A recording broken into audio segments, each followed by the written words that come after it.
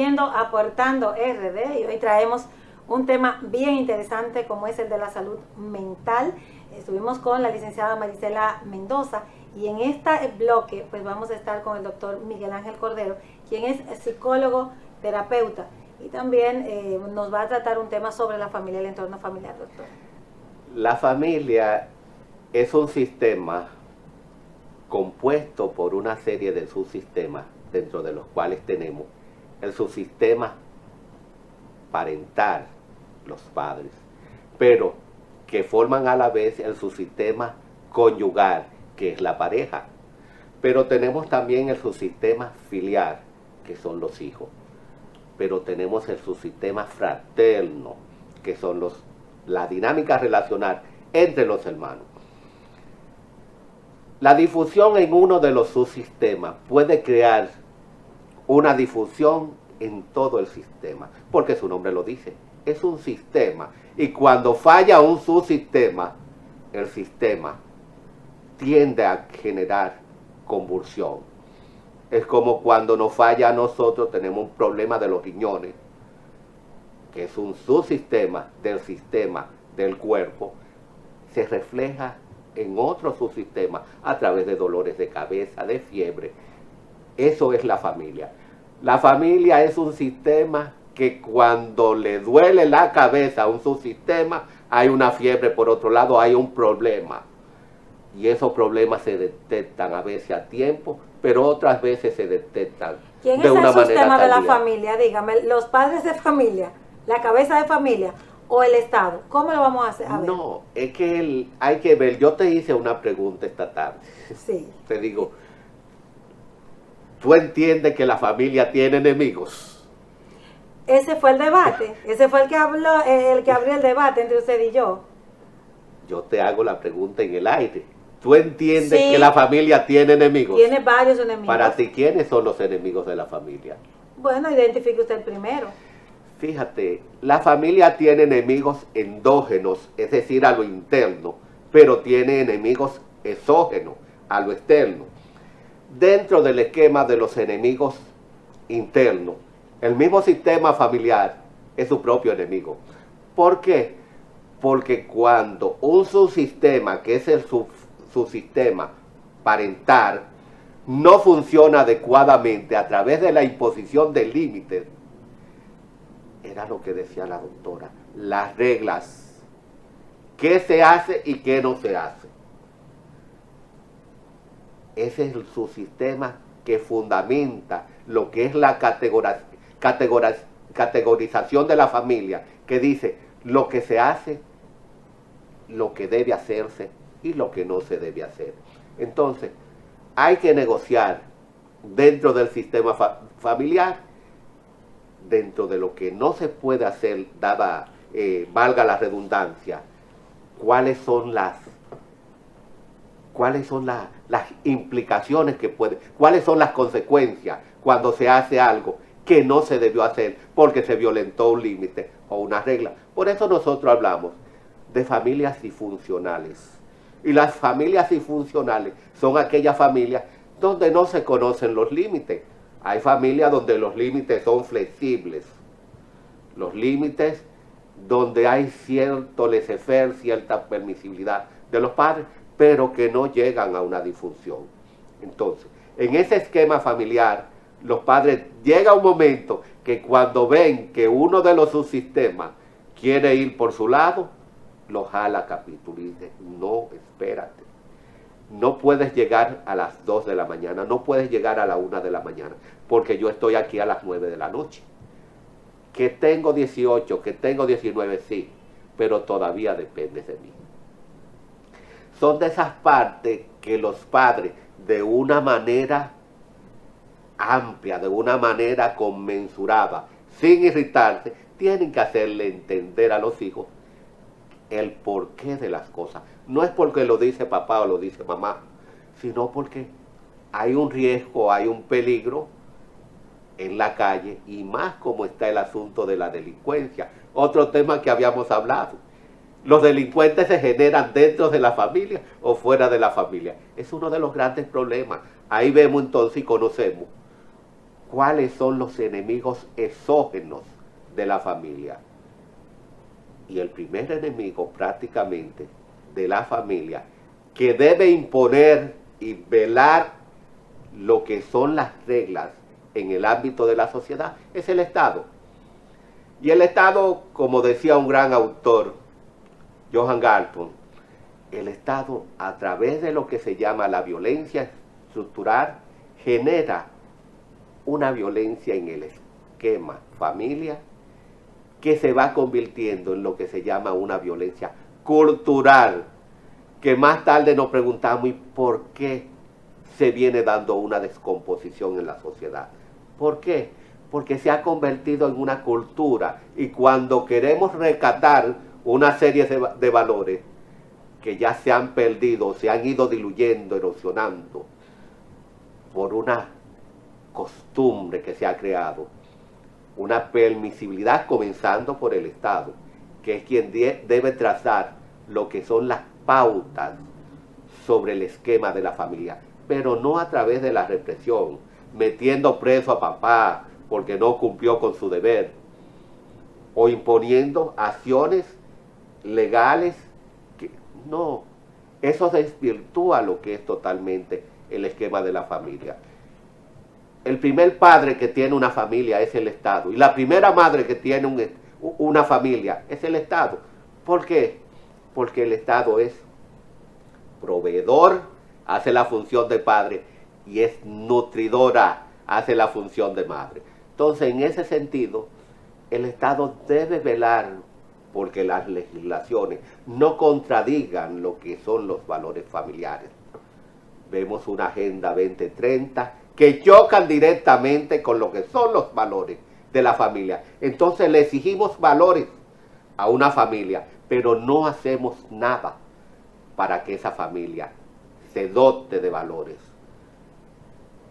Damos dispositivos, normativas a nivel educativo sobre el manejo de los estudiantes en las escuelas, que chocan muchas veces con los valores dentro de la familia. Debe haber una coherencia sistémica entre lo que se da en la casa y lo que se da en la escuela.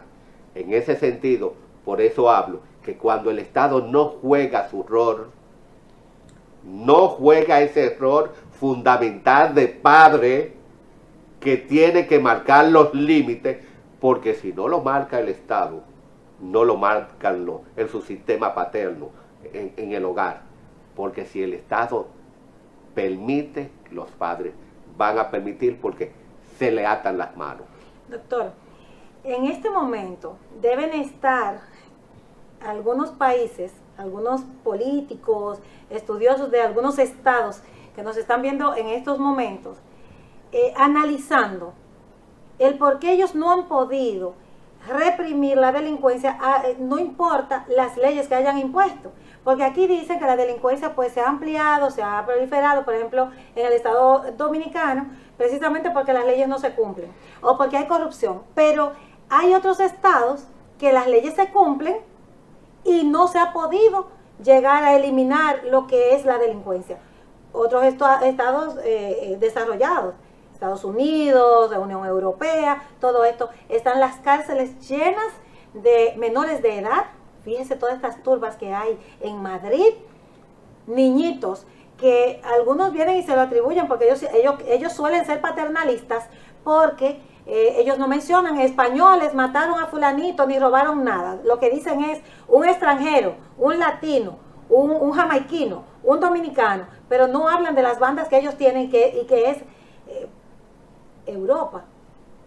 Que ellos vienen a otros países incluso, y no estoy atacando a Europa, tengo mucha gente allá en Europa, son mis amigos. Gente que te quiere mucho. Gente que me quiere mucho, sí. Pero realmente como que han perdido la batalla, y que hay que redefinir, como usted dice, cuál es el rol del Estado, qué debe hacer el Estado, cuáles son las medidas que debe tomar, no necesariamente represivas.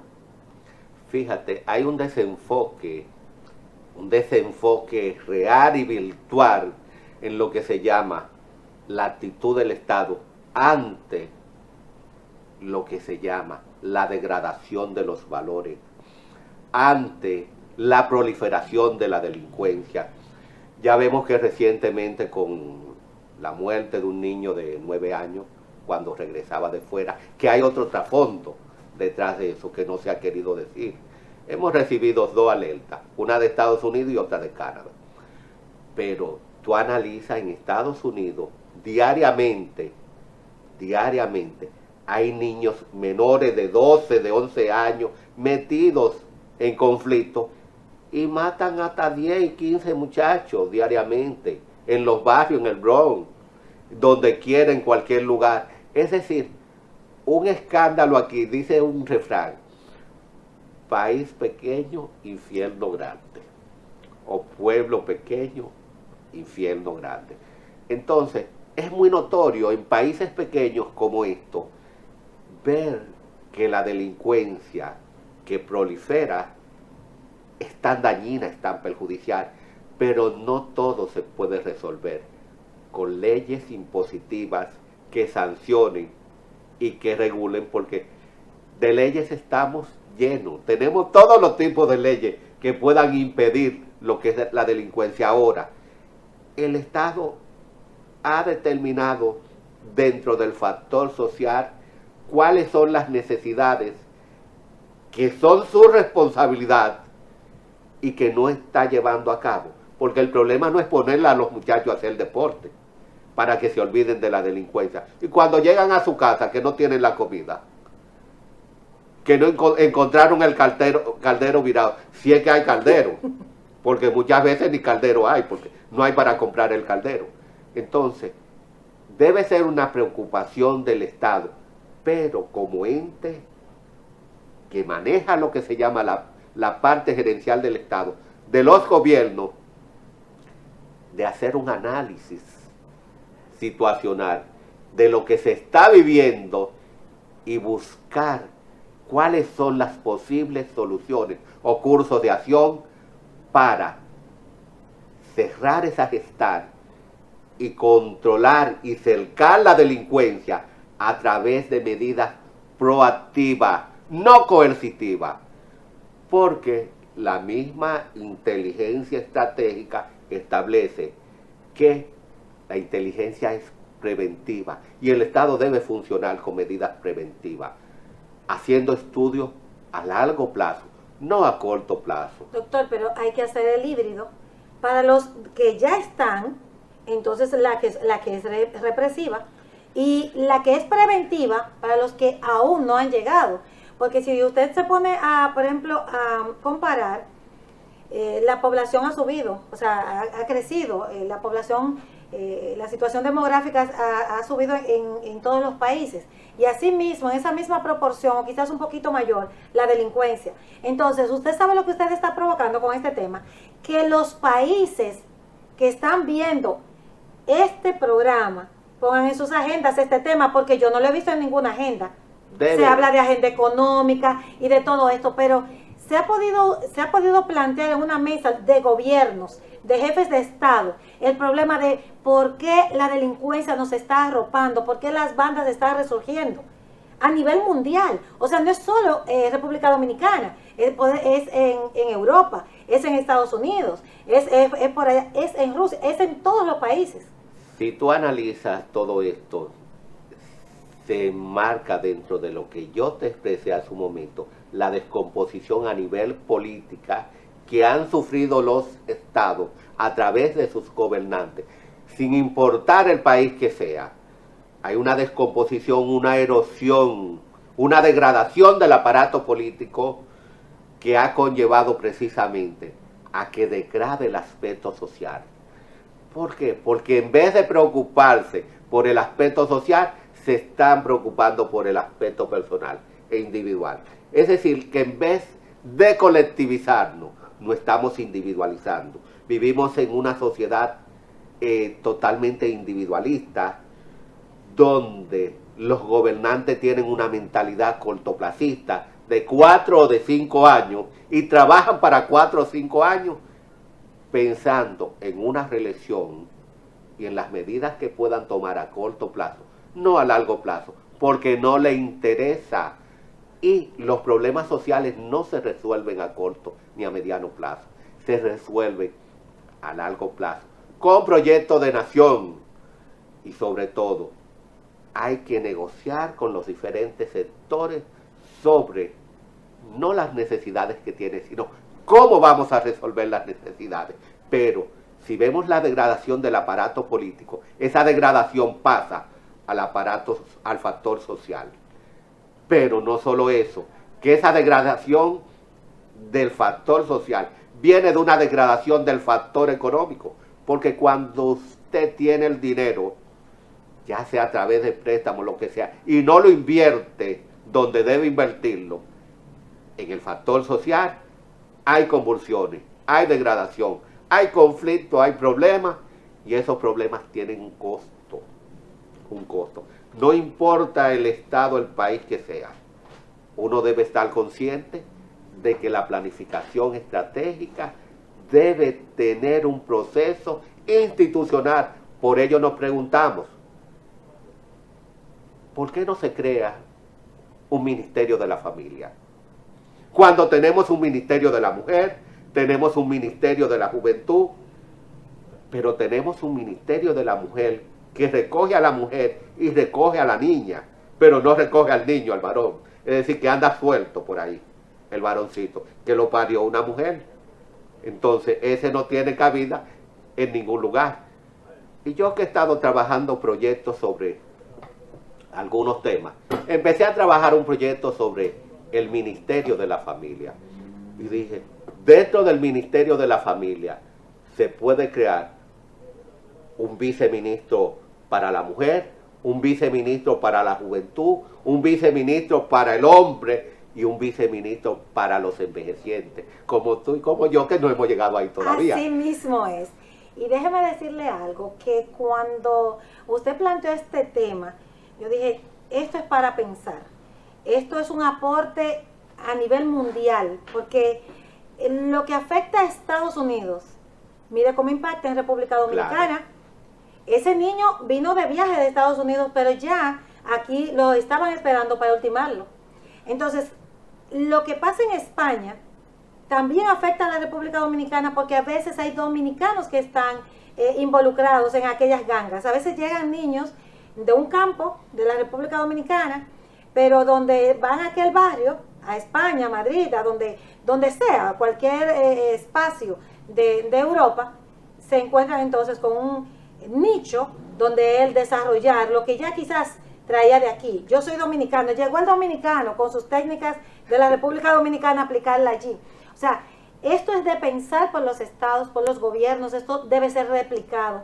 Y cuando usted habla también del Ministerio de la Familia, siempre me ha llamado la atención de la violencia intrafamiliar, los abusos, las violaciones, la falta de vigilancia que hay de los estados con este caso, porque fíjese bien que si hubiese, por ejemplo, una trabajadora social en un entorno donde pudiera quizás ver en la escuela, en la iglesia, en el equipo de béisbol, o sea, en el deporte, y en el propio hogar una denuncia, o que la maestra pueda encontrar dónde expresar que esa niña cambió de actitud, que bajó en las notas, o que le dijo a una amiga que está siendo violada, precisamente algo crudo, por su propio padre, por el padrastro,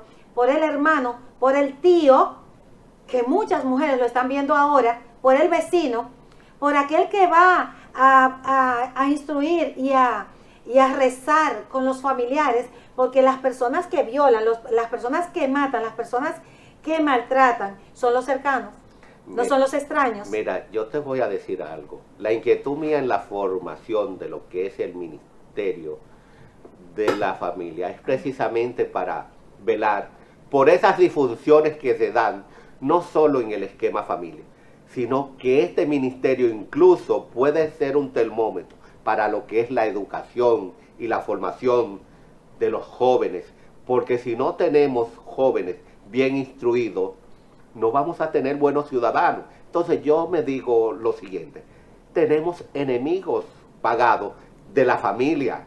Hay ONG que son contrarios a la familia. Hay grupos de presión que son contrarios a lo que se llaman los valores familiares.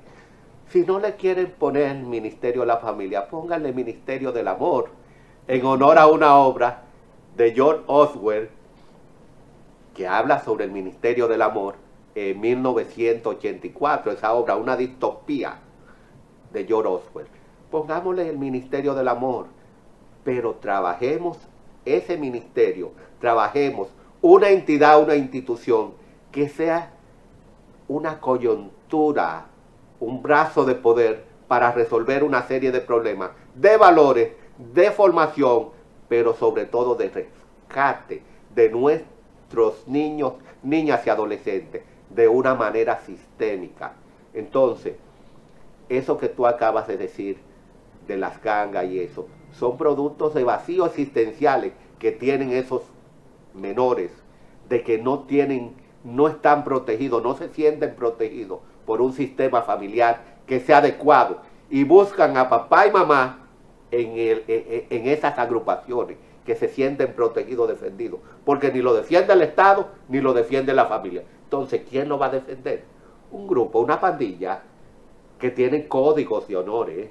Las pandillas tienen código de honores, los cárteles tienen código de honor y defienden y protegen a sus miembros. Entonces, si el Estado no lo hace, los cárteles lo hacen las pandillas, y en ese sentido entendemos que los Estados deben jugar un rol protagónico para restarle a esos grupos antisociales y sumarle para tener una sociedad saneada, una sociedad como debería de ser, como dice Karen Horney.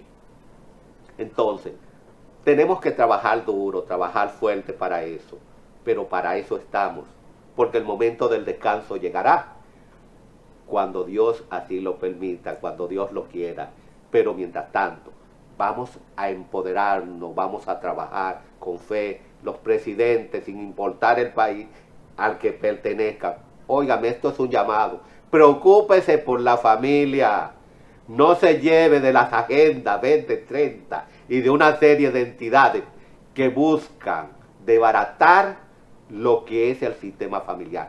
Vemos a nuestro hermano país de Haití, un desastre lamentablemente. Quisiéramos hacer algo, pero es difícil, porque es una estructuración étnica que no se acopla a una solución sistémica.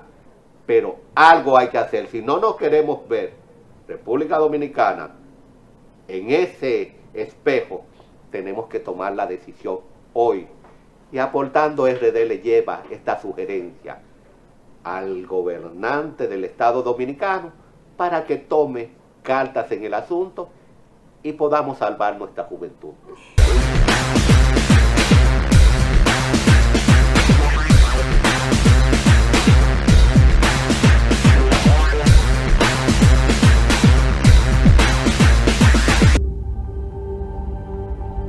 Para prevenir el cólera, se recomienda lavarse las manos con agua y jabón después de ir al baño y antes de cada comida. Consumir alimentos bien cocidos y preparados con agua potable. En todos los casos, para mayor cuidado, hervir el agua antes de consumirla. Si tienes evacuaciones diarreicas acuosas varias veces al día, mantenerte bien hidratado y acudir inmediatamente al centro de salud más cercano. Protégete del cólera. Juntos contra el cólera. La prevención es un asunto de todos. Ministerio de Salud Pública.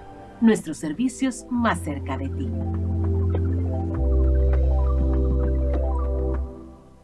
La salud visual es prioridad y en la provincia Sánchez Ramírez se encuentra Cofamilia, que es el centro diagnóstico y oftalmológico. Contamos con un equipo especializado y con un personal altamente